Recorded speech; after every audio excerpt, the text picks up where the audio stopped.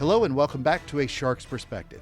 With the pandemic, a lot of events went virtual and many more new virtual events sprung up after the conference industry, like many others, was decimated by COVID-19. We so often hear about businesses and even conferences needing to be better and more innovative, especially as the formats of so many webinars and Zooms quickly has become stale. But if you're a speaker like me and like a really well-known keynoter like our guest today, then the need to be innovative in your presentations is just as crucial and really key at this point, just like it is with the conference medium itself.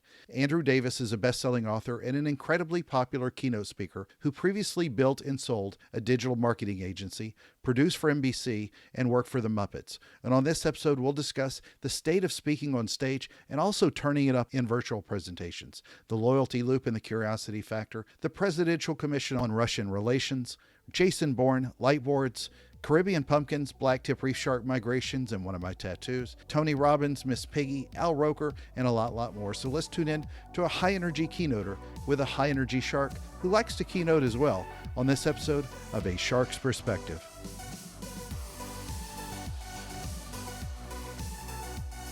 Andrew, thank you so much for joining us today on A Shark's Perspective. For those of us in the world who haven't seen you delivering that high energy on a stage or on a virtual conference, break down quickly, if you will, your career to date. Yeah, sure. So I started in the television business, actually. So I worked for a local television station in Boston right out of college, and then I did work for CNN and Fox as a freelancer, and then I got a job working for the Today Show. So I was a producer for the Today Show. Then I got my dream job at the Jim Henson Company working with the Muppets. And then I, like in the first dot-com boom back in the 1990s, late 1990s, I ended up leaving the television business and working in marketing for a bunch of startups. And then in 2001, I started my own agency with a journalist, a guy named Jim Costco. And we built that company until 2012 when we sold it. And at that point, I wrote a book, started speaking all over the world, and to this day, I just write books and speak. It's really a fortunate position to be in. It's lots of fun. No kidding. Yeah, well, it's a fantastic journey so far. I also read something on your speaker packet that I had to ask you about that just did make sense to me. Presidential Commission on Russian Relations for the State Department from 2010 to 2012. Yep. Yeah. Are you Jason Bourne, the speaker? Yes. I'm like the diplomatic equivalent of Jason Bourne exactly. With less running. Yeah. My fighting skills are just not up to par. Yeah, it was really interesting. The State Department at the time under the Obama administration was actually trying to put together a commission that would basically had a series of counterparts from the United States that were equals to people in Russia, and the goal was try to help bring a more open and kind of less agenda driven, should we say, media program to the Russian kind of public. And so over the course of 2 years, I mean, to be honest, it was a really eye-opening experience. In the corporate world, if you want to have a meeting with someone, you put a quick agenda together, you send it over, you sit down for an hour and you have a great meeting, and then you say, what are the next steps? And you follow up, and things move pretty quickly. In the world of diplomatic relations, it's like the complete opposite. It's like, let's discuss the agenda for a few months before we send it to them, make sure we're not offending anyone. We'll water it down until we're really not talking about anything. Then we'll send it over. And it was a pretty disappointing experience for me because it was a really eye-opening understanding of how the government works and how international relations works. But the best part that came out of it was I met some really great and smart and talented people on both sides, Russian media people and people from the United States. So it was really, really interesting, spending 2 days together every quarter talking about Russian relations and media relations was really fun. No kidding. So, well, did you get any trips as part of it to Moscow? No, ironically, ironically, it ended up always coming to the United States. Yeah. The plan was to do that, but as diplomatic relations are, it never worked out. But that was one of the reasons I was excited about it. No kidding. Well, it looks fantastic. Talk about a differentiator. So in 2020, I was going to get to say hello to you at Content Marketing Conference where we were both speaking. I know that You would had have been this awesome. tiny session called a keynote, which is I think for the smaller speakers. I did a really That's boring right. session on podcasting, but your I'm keynote, sure it was not, yeah, Ken. I'm gonna listen to it. oh, don't do it while driving. So, your presentation though was fantastic, and it really made me think about your life as a speaker. You did a 45-minute TV show on well, not steroids, but I mean you did a lot of this just from your home.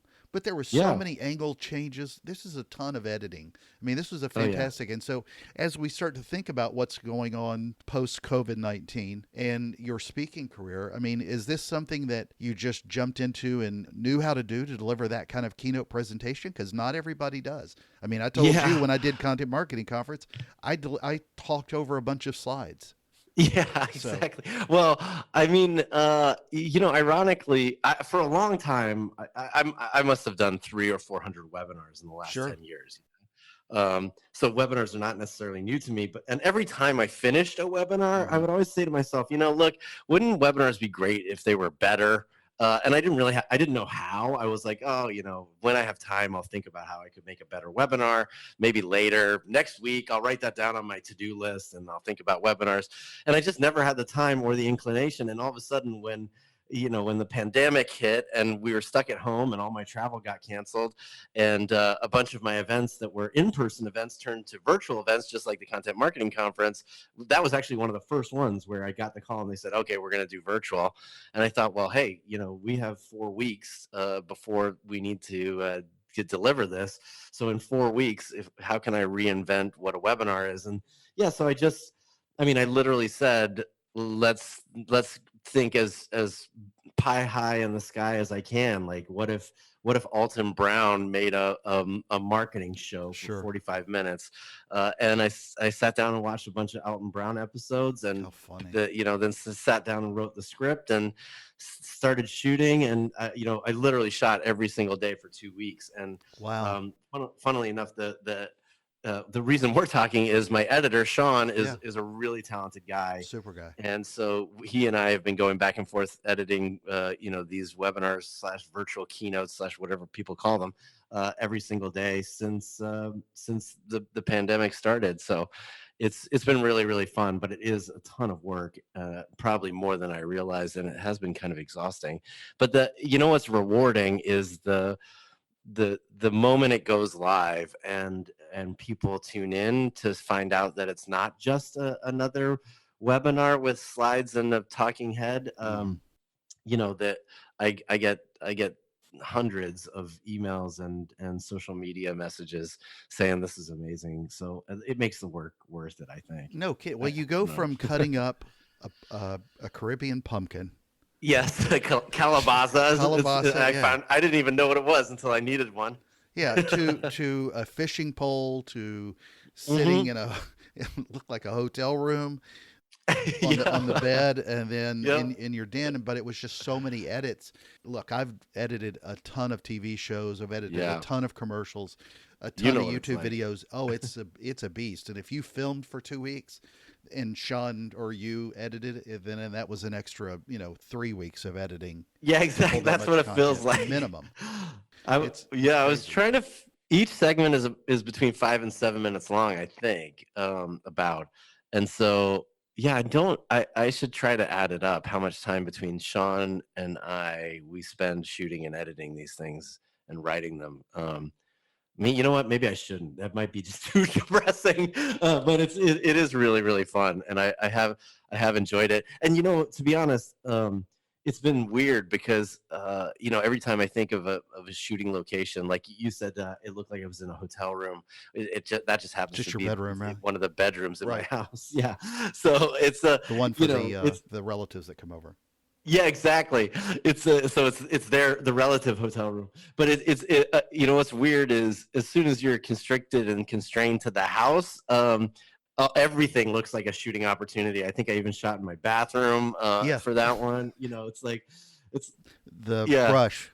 That's right. That's, yeah, the Aura brush story. So yeah, so it's been great. I'm really enjoying it. I'm so glad to hear you enjoyed it too. That really makes a Oh no, difference. 100%. And it's it's a challenge to all speakers. Again, when Hmm. you look at where we're pivoting with speaking, how are you looking at this as within your own career? Because your whole job now has been as speaker and author. Yeah. And obviously, you can break the time off to write a book in a different way, sitting down with a laptop or a pen or however you do it, inscribe it. Yeah. But when you're doing a show like this, I mean, you're putting on a show. It's not a presentation, it's a show. So, how are you re-looking at your own speaking career as to how much time go forward you're going to be on stage all the time versus how much you're going to do in presentations like this? Yeah, well, it's a good question. I look at it. I think I look at it from two perspectives. You know, one part of me says, "Hey, it's nice. This is the longest I've been home in 7 years, Yeah. according to my wife." Uh, so she's counting. Trust me. So for me, it's been nice to be home. To be honest, I've gotten to a really good routine. The idea of doing more virtual events like this, and webinars that still challenge me and are exciting, seems fun, and I'd love to do it. And I do see an increased demand for that right now. And I'm hoping that because the experience is different, that I can continue to do that moving forward. I think, on the other side of the coin, I one of the reasons I love speaking is meeting the people. Absolutely. And I learn so much when I go to these events. I spoke at an event in Toronto recently that was for, mom and pop furniture retailers. And, when I showed up at first, I was like, I'm not going to learn anything from these people. And, like 15 minutes into breakfast, I'm just sitting next to a guy who I'm just fascinated by, and he's transformed his business, and he's got all this great ideas and insight and stories to share. And I realize, and I'm reminded constantly, that everyone has a story to tell, and there's so much to learn. So I think I personally don't get the satisfaction out of the webinars that I do speaking. And so, if somebody said, "Hey, tomorrow you won't be able to speak anymore, live anywhere, you're going to be constrained to just virtual events," I'm not sure, to be honest, how long I'd continue doing just virtual events. I don't get as much out of them as I do the in-person Oh experience. God, no.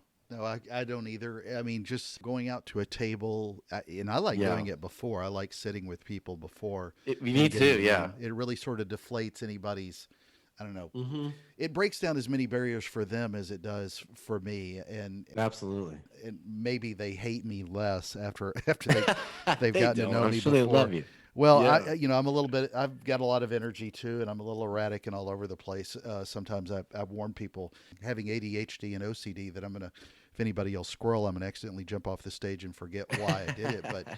But I Right. do like to just to meet people, and that's such a there's such a value of being able to connect. And I will say that one of the things I've noticed really with a lot of the virtual presentations, including yours, is regardless of how good yours was, and it was excellent, the fact that I could pause and again pull myself away to run downstairs, grab a cup of Yeah. coffee, do whatever. It Yeah. was disturbing in a way because Yeah.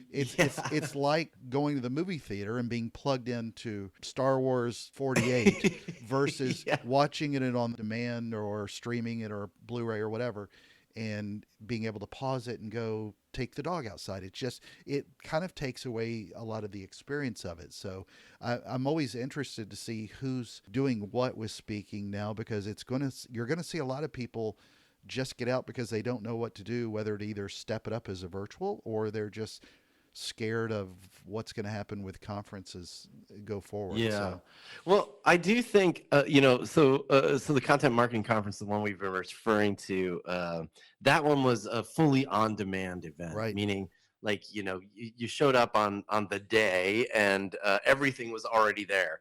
I did another event last week on Tuesday, I think, last week.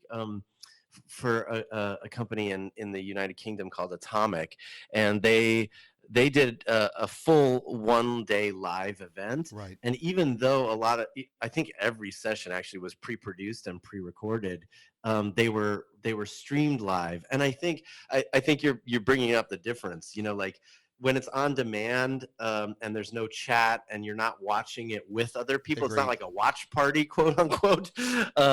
You do feel like you can just pause it, run, go downstairs, take the dog outside, come back in, get a cup of coffee, and then hit play again. When it's live, you can see and feel the momentum. And it's kind of like an out of body experience for a speaker, because I was in the live chat while it was being broadcast live. So it's kind of like you're watching what people are thinking while they're watching you live, and you know what I mean. Yeah, Uh, yeah. so it was really eye opening. Actually, I got a lot of insight into how people think when they're watching it, which was great. And I ended up taking tons of screenshots of the comments to help me kind of reframe the next round of these webinars. So it was fun. It was really fun. And I think the choice to be either live, even if it's pre-recorded, or completely on demand, will change the way people attend and consume the event. Agreed, agreed. And a lot of the apps I've participated in one that was like that, where it was just pre-recorded, and it was sort of different. I don't even know if I knew when it started. It just didn't.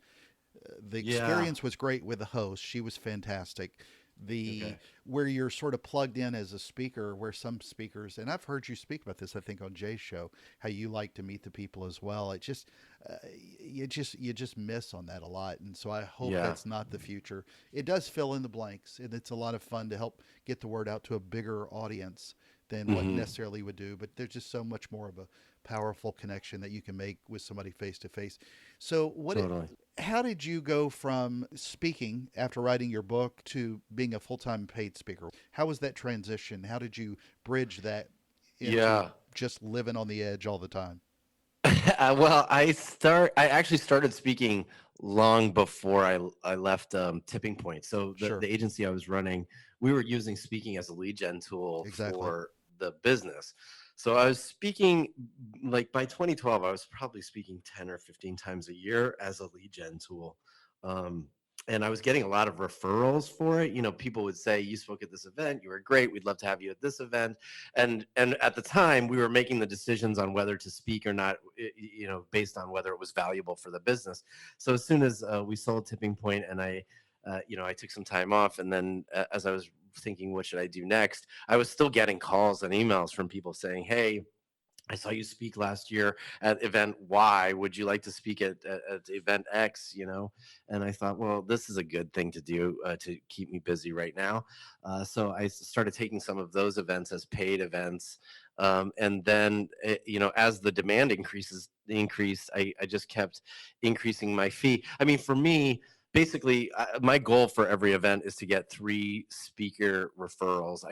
I call them stage side leads. So every time I speak, my goal is to have 3 stage side leads, which means I get a new lead within 72 hours of speaking, for another event.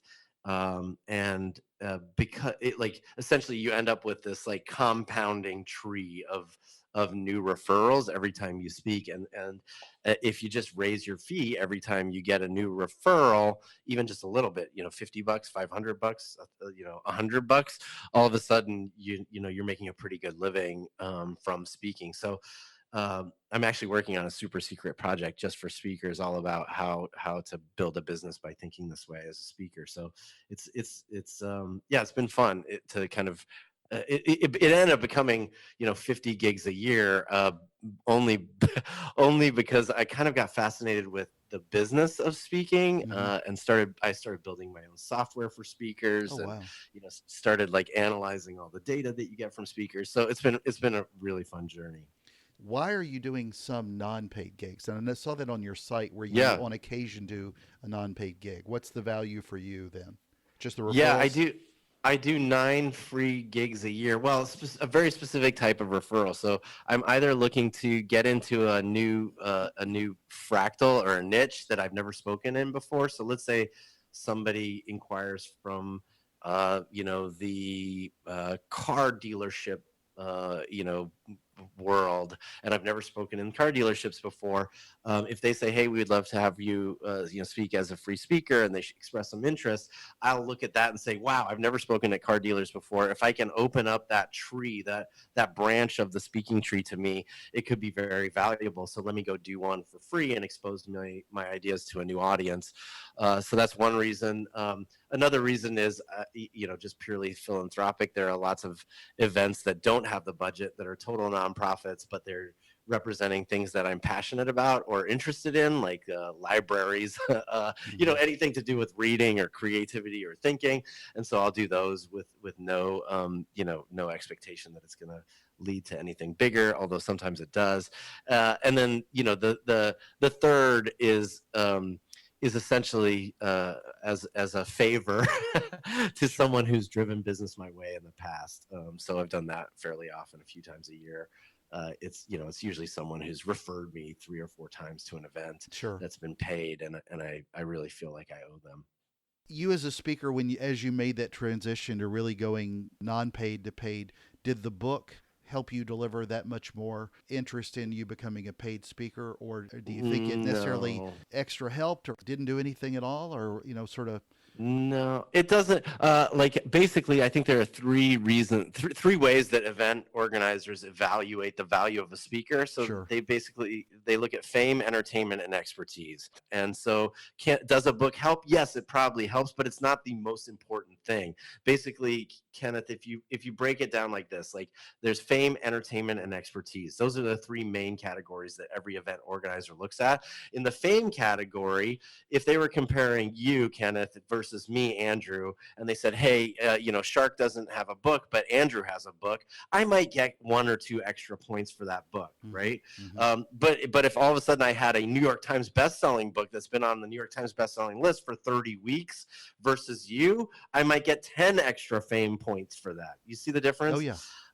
But at the end of the day, let's say they get down to entertainment and they say, wow, Shark is so much more entertaining than Andrew. He's hilarious. He's so much fun. He delivers a great experience. We're going to give him a 10. And they watch my video and they give me a 1. At the end of the day, the score at the bottom might be that you win out. So for me, people have never hired me to speak because I had a book. They're hiring me because they believe I'm, I deliver tremendous value. I'm entertaining. It's a real experience. And for a lot of event organizers, I'm famous enough in the category that they're, looking for attendees for their events, that I'll bring some people to the event. Exactly. But if for people out there that are thinking, hey, I should write a book, I'll get more speaking gigs, I think it's very rarely the fact that it actually drives new speaking gigs your way, unless it's a breakout hit. Yeah, that's true. And I think it's just a really interesting dichotomy when you look at speakers. And I don't know why I'm even thinking about him, but I'm a big fan of his work as a speaker. But Dan Pink. Dan Pink is a brilliant writer. He's a great speaker. I've seen him speak. He does not come up there and just do a bunch of crazy high energy stuff. Yeah, he's not making fun of himself, looking at somebody yelling squirrel like I do. But whether listen to him or me, I'm listening to him any day of the week. But it's interesting to see how many speakers have written books, and that has helped launch, or maybe not help launch, but help propel them into at least an initial speaking gig. But it's the mechanism, the way that you deliver it, which is what keeps it going on and on and on. So how do you take then, looking forward, with, you talk about the production that you're doing with these virtual speaking gigs where it takes you 2 weeks, for example, to film one and then put together this 45-minute presentation that gets edited. How much of that are you going to incorporate maybe into your on-stage events? Is there a value to adding in a lot more of that sort of video part that I know you tailor make for each one? Yeah. Is that something you're going to do as well? I don't know. You know what it has in the last few days, I have been thinking about what happens with, like, basically one of the events that I did a virtual event for, they immediately after the event happened, they called me and said, we're doing the same event next year, but we're planning to do it real life and in person. And we want to have you do a live presentation instead of the virtual one. And I immediately had a little bit of trepidation. I was like, Yeah, wow, exactly. this is a whole show. I don't know what the live version would be. So I don't think I'd incorporate more video necessarily, but I do think it's helped me rethink how I can treat the live version as an offshoot of a virtual version. Do I need different kinds of set pieces? Yeah. Can I actually use the cameras that are at the venue to deliver an experience that feels more like the show? Things like that have kind of popped into my mind. So Well, you got to bring a I'm a big pumpkin and a believer that, fishing pole. yeah, exactly. That's right. I can bring a pumpkin. We can carve the pumpkin and do some vomiting and Exactly. fish on the side of the stage. So, and I think I used the light board in that one. Did I use the light board in Yes, the you content did. marketing car? That was Yeah. fantastic. So I usually do draw in the Curiosity Factor keynote. I draw on a big 4x8 piece of foam core, and that's why I built the light board, because so I could do it. Now I'm thinking, I wonder if there's a way to do the light board live, because it is pretty impressive and kind of fun.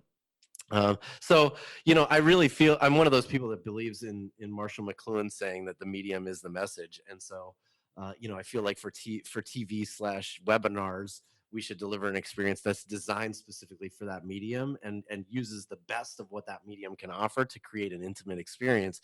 Whereas when you're on stage, I feel like it's very different medium. You got to play to the entire audience. It's a one-to-many kind of experience. You're a small person on a big stage a lot of times. And how can we make better use of the space now is something I'm really considering, given the kind of exercise I've been through with this.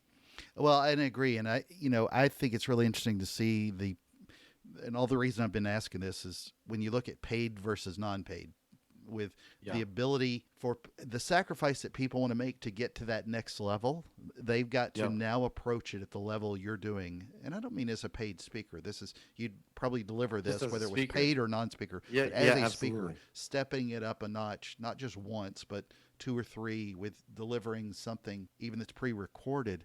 You got to put in some real production to it, and a lot of people don't. And there've been plenty of occasions where I haven't. And when I sat through and I watched it, and I started thinking about this type of stuff I'm going to incorporate go forward. It's really interesting to see where people are going with that. And I don't know if you've ever seen Damon John speak. Damon's one of the best speakers I've Yeah. ever Sure. seen, Yeah. and He's I've seen great. him do it his presentation a few times, including last year, where his whole thing is with backdrop is video for about 30 minutes of his hour-long show. Yeah. And that's so key to him. But then he turns off the video and he delivers a presentation that's just as powerful without a Yeah. bunch of video. So it's just Yeah. really interesting to see how people are using the different mediums to pull together, be really amplifying their message. Yeah. Yeah. There are a bunch of great speakers that actually do use video very well and incorporate it very well.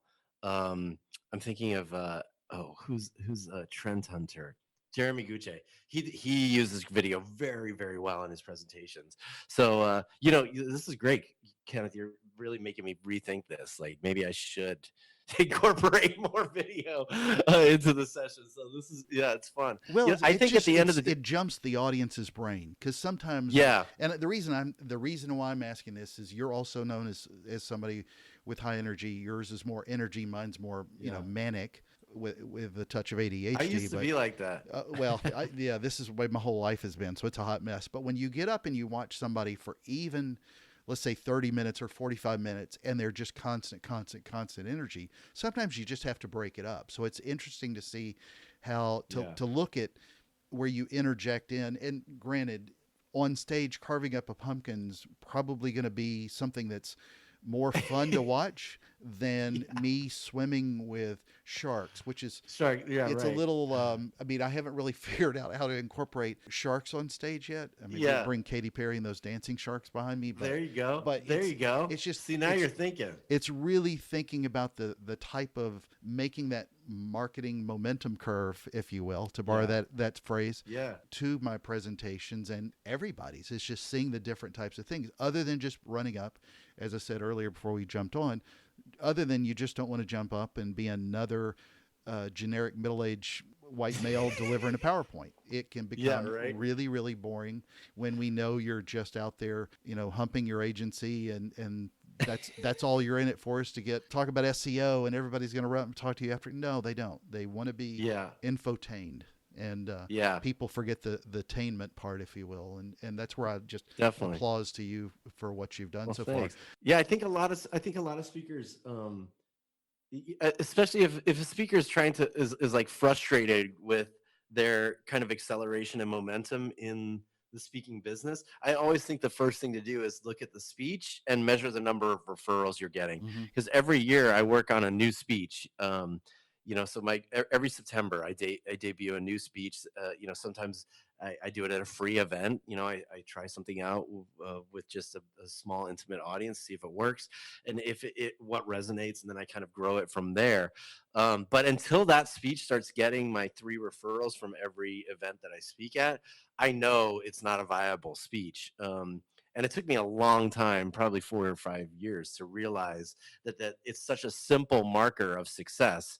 And if I had just focused on that and really thought about how exactly am I going to get to a referable speech, fast, then I would have gotten there a lot faster. Yeah. It's just taken a long time. And so, the first thing people should do is hey, just look at the speech, try to understand why it isn't referable. My super secret project, by the way, is called the Referable Speaker. Oh, nice.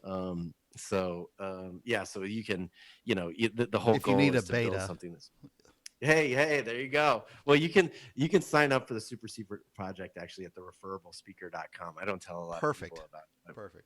but check it out. Yeah. What's your favorite presentation topic to deliver? I know they're all babies of Yeah. yours, and I'm sure the newest one will be the most That's popular what one. it is. So The listen to this newest in one is always September. the Yeah. most fun.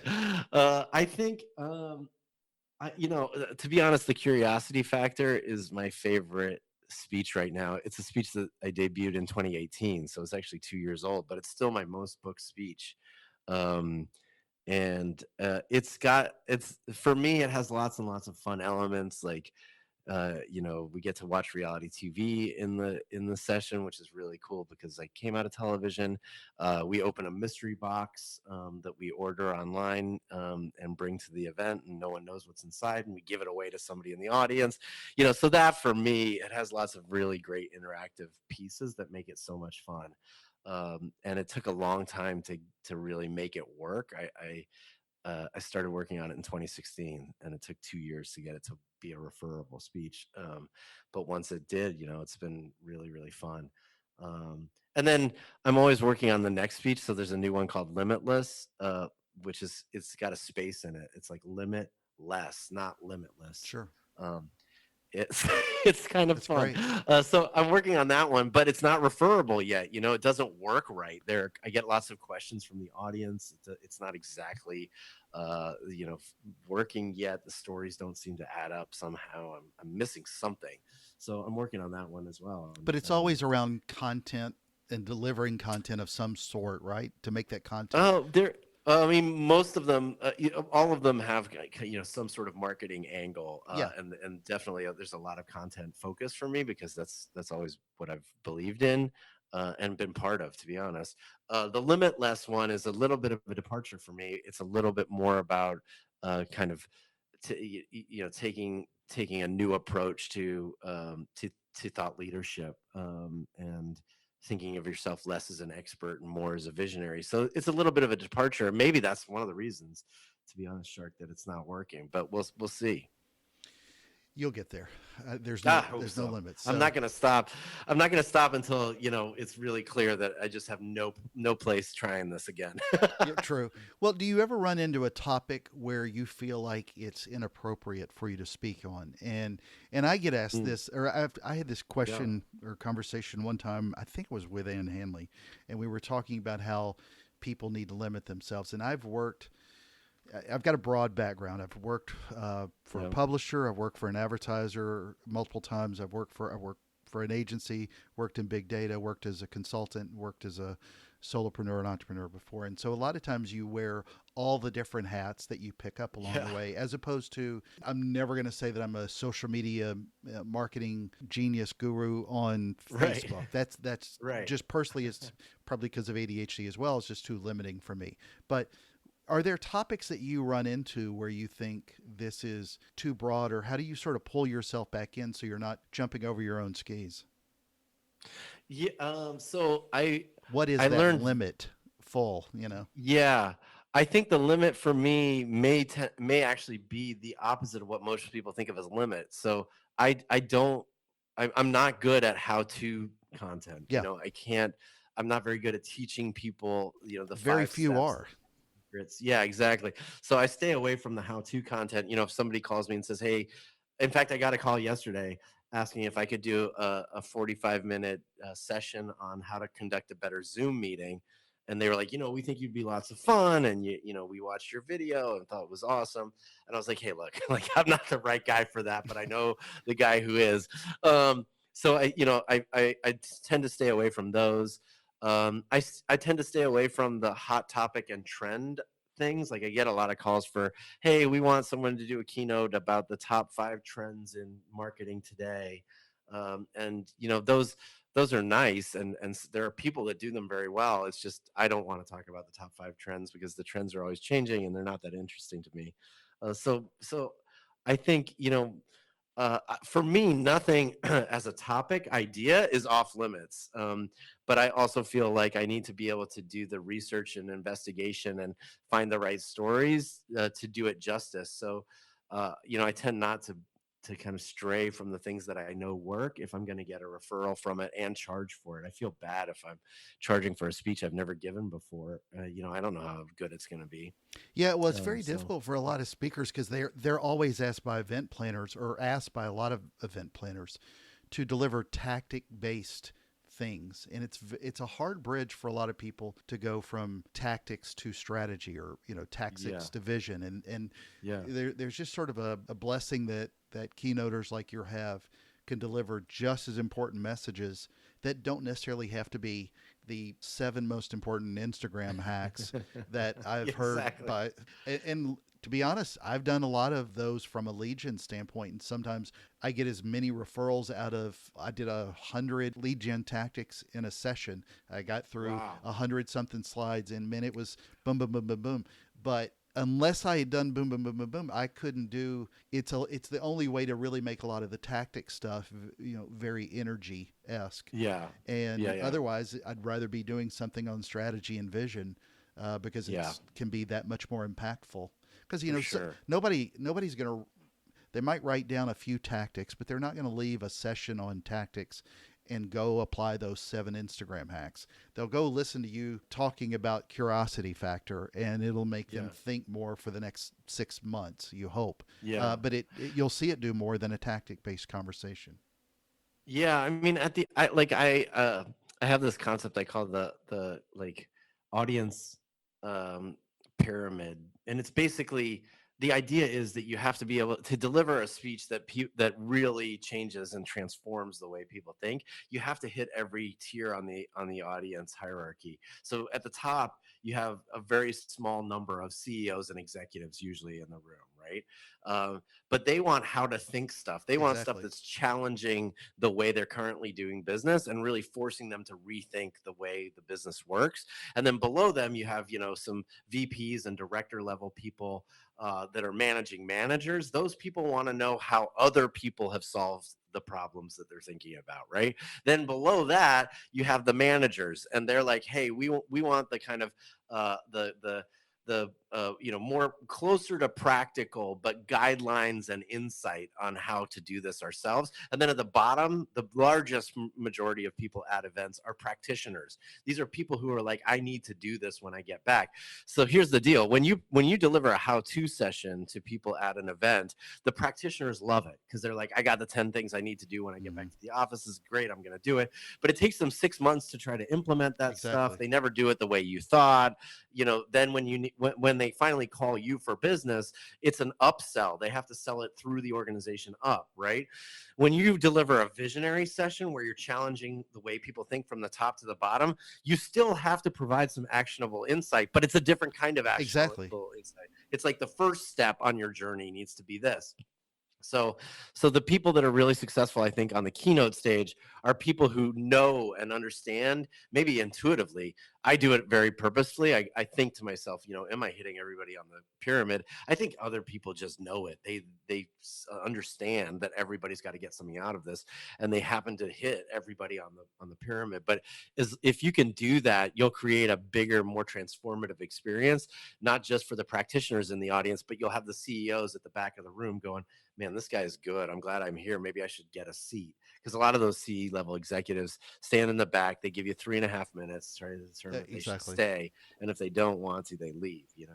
Well, and to your own credit for the speech I saw, or the keynote, the virtual presentation you did, you did a lot of 30,000 foot stuff, but Yeah. you delivered as much impact with the marketing momentum curve and loyalty loop, and explaining that graphically in a way that people can understand how to do it from a tactical based timeline, with how you test it on email and then amplify that with paid advertising. And God bless you for pointing that out, because so many content marketers hate paid advertising. I love it. But I know, man. Look, there's everything has a place. yeah, but it worked so well, because I got as much tactics out of yours as I did strategy just from watching that presentation, and that Oh, was thanks, man. that That's was great. rare to see. A lot of magical keynoters that deliver amazing presentations, but Oh, at the that's so same nice, time, Shark. yeah, no, absolutely. So, who is your favorite speaker that you've ever seen? What are the speakers that really impress you on stage today? Wow. Oh, that's a tough question. I can tell you that very early on in my speaking career, it was people like Jay Bear. Yeah. It was people like um, Sally Hogshead, David Meerman Scott. These are the people that really inspired me to rethink the way I was presenting. So they're at the top of the list. I'd have to say they're like I really admire how talented Tony Robbins Oh my is. God, it's the greatest I've Um, ever seen. yeah, and so I'd have to put him at the top of the list.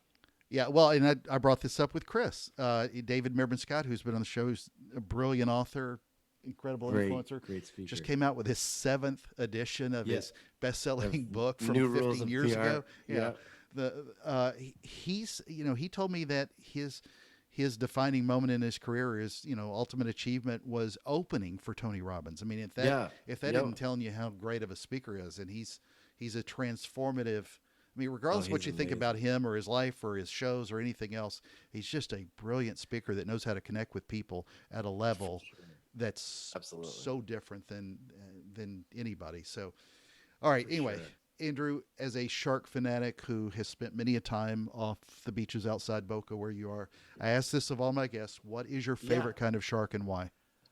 Oh man, my favorite it might be a black tip shark. Yes, Because they're right here every year, in Boca. Yeah, there's like a huge population that come down the coast, and tens of and when I thousands. say tens of thousands, exactly, and you can see them as the surf is breaking. You can actually see their silhouette, thousands of them Hmm. in the surf, and it's a real magical experience.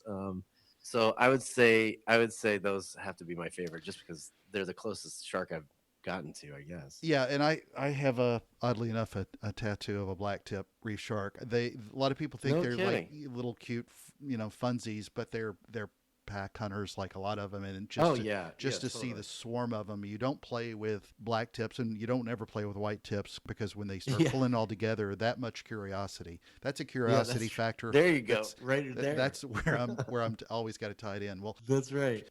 Andrew, it's that special time of the show. Are you ready for the five most interesting and important questions that you're going to be asked today? Yes, can't wait. I've been waiting for this the whole show. Okay, number one. I'm gonna hope that you've raised the bar too high.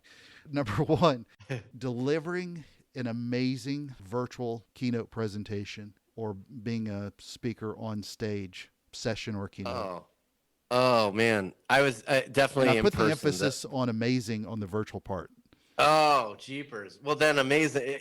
I'd rather be amazing than just delivering something. So Good man. definitely an amazing virtual event for sure. Well, you're amazing both, but that, like I Oh, said, thanks.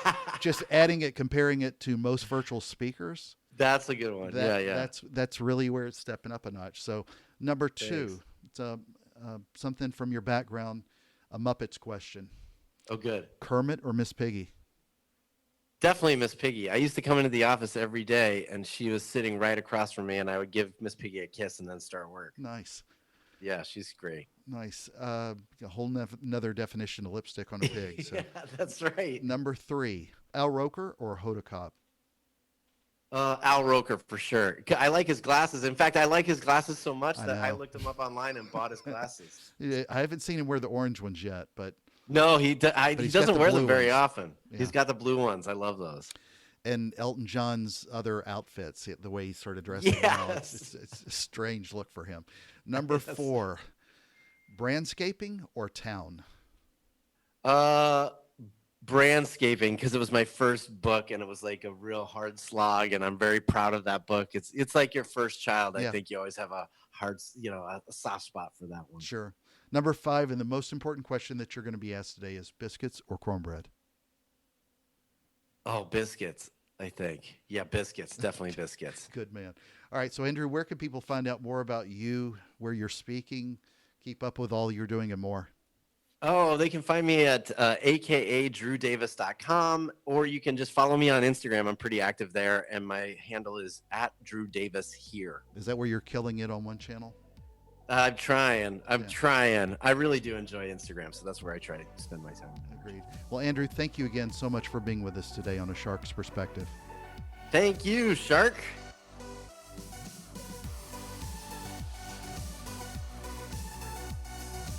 So there was my conversation with Andrew Davis, a best-selling author and incredibly popular keynote speaker who previously built and sold a digital marketing agency, produced for NBC, and worked for the Muppets. Let's take a look at 3 key takeaways from my conversation with him.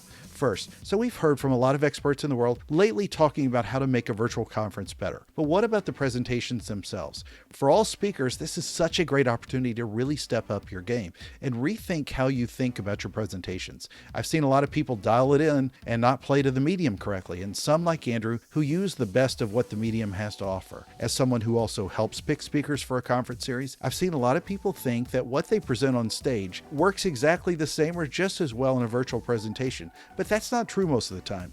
And the names you often hear about, like Andrew, like Jay Bayer, Brian Fanzo, and Terry Brock, great speakers who've been on previous shows. A lot of these true professionals understand how to turn it up a serious notch. Now, one thing I get is that big keynotes are seeing fees drop, and there's so many free note opportunities with the webinars and the virtual summits. I mean, it's easy for some people to think that you won't work as hard on this virtual event or that one for the value. However, understand that the way that you step it up today and continue to reinvent yourself could help you really stand out in a very crowded field already. I love that Andrew's measuring stick, if you will, on speeches is how many referrals he gets for other events. People like him that continue to give better than we expected presentations are the ones succeeding and getting referrals. Maybe it's not as many as they would have gotten in person, but they're still getting referrals even in virtual summits, just like any businesses that continue to need to innovate and succeed and grow. Second, one thing that would really help these speakers do better, though, is to actually pay more of them and then expect more. Major keynoters like Andrew get paid well, and they should, and that helps them have the ability to be able to spend weeks filming something for a virtual conference and someone else editing it. A normal session presentation for many speakers is often free, and that doesn't afford those speakers oftentimes the ability to produce something of that serious quality. And I'm not talking about equal pay by any stretch, not calling for that. I just wish that conferences would pull out a little more of their profits and make a real investment in their audience. You'll find that a lot of those other speakers, many friends of mine, will step it up quite a few notches for a little bit of pay. Third, I don't care if you speak a couple of times a year, a few dozen times a year like I do, or as many times as speakers like Andrew do. In-person events on so many levels always just trumps digital. I don't care about holograms or super cool web conferencing platforms or anything else like that. They're all improving, and we can continue to expect that and demand it. But the value that someone gets when interacting with people, with ways we learn in person or the ways that we're inspired, that's just not done nearly as well in a virtual presentation. And I too am so ready just to get back to in-person events. Got a question or need a great speaker? Send me an email to kenneth@asharksperspective.com. Thank you again for the privilege of your time. Whether it's in person or virtually, continue to take a further look at what you're doing, what you produce, and step it up. Always continue to innovate, and join us on the next episode of A Shark's Perspective.